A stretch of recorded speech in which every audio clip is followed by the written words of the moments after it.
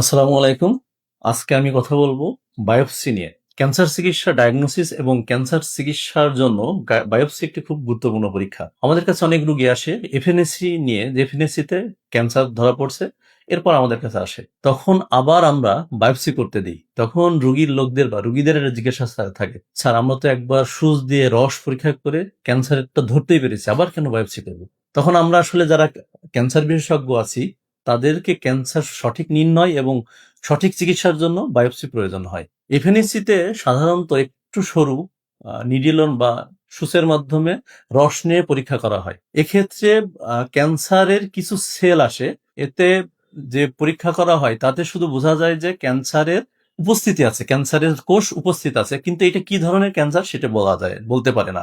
আর অন্য ক্ষেত্রে বায়োপসির ক্ষেত্রে একটু মোটা সূচ দিয়ে একটু বেশি টিস্যু নিয়ে আসা হয়। এক্ষেত্রে ক্যান্সার সেলের সাথে সাথে ক্যান্সার সেলগুলো যে পরিকাঠামো বা স্ট্রাকচারের উপর দাঁড়িয়ে থাকে সেই স্যাম্পলগুলো আসে।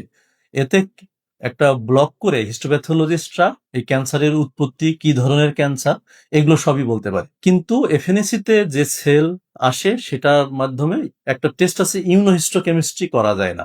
কিন্তু অপরদিকে বায়োপসি করলে এই ইমিউনোহিস্টোকেমিস্ট্রি করা সম্ভব হয়। বায়োপসি স্যাম্পল থেকে প্যারাফিন ব্লক, যেটা হিস্টোপ্যাথোলজিস্টরা করার মাধ্যমে এটি উনারা ইমিউনোহিস্টোকেমিস্ট্রি করতে পারে। এখন ইমিউনোহিস্টোকেমিস্ট্রি কেন গুরুত্বপূর্ণ?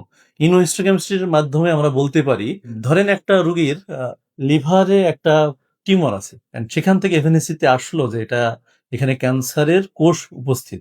তখন আমাদের প্রয়োজন হয় যে এটা অন্য কোথা থেকে আসছে, কিন্তু কোথা থেকে আসছে এটা জানার জন্য তখন যদি বায়োপসি করা থাকে, তখন ইমিউনোহিস্টোকেমিস্ট্রি করে আমরা এটা কোথা থেকে আসছে তার একটা ধারণা পেতে পারি। আবার অনেক ক্ষেত্রে, যেমন ব্রেস্ট ক্যান্সারের ক্ষেত্রে ইমিউনোহিস্টোকেমিস্ট্রি করে ইআরপিআর বা হার্ট নামের কিছু রিসেপ্টর জানা যায়, যেগুলো আমাদের চিকিৎসা কি হবে বা চিকিৎসা পদ্ধতি কি হবে সেটা ক্ষেত্রেও খুব গুরুত্বপূর্ণ। এমনকি লাং, যেটা ফুসফুসের কিছু টিস্যু থেকেও ইমিউনোহিস্টোকেমিস্ট্রি করে ইজিএফআর, অ্যালক, রস1 রিসেপ্টর, এইগুলো জানা সম্ভব হয় শুধুমাত্র ইমিউনোহিস্টোকেমিস্ট্রি করলে। এজন্য ক্যান্সার চিকিৎসার ক্ষেত্রে অনেক ক্ষেত্রেই বায়োপসি রিপোর্টটা আসলে ম্যান্ডেটরি বা খুবই প্রয়োজনীয়।